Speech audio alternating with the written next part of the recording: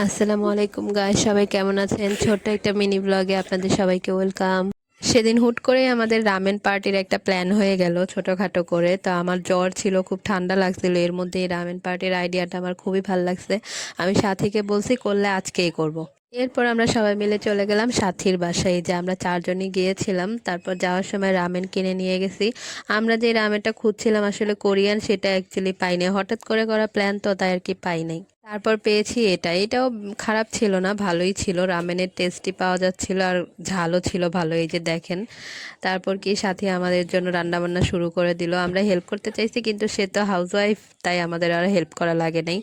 এই তো রামেনের সাথে ডিম পোস্ত মাস্ট, এটা তো লাগবেই। তো এইখানে আমাদের সব কিছু রেডি হয়ে গেছিলো, এখন মিক্স করা হচ্ছে।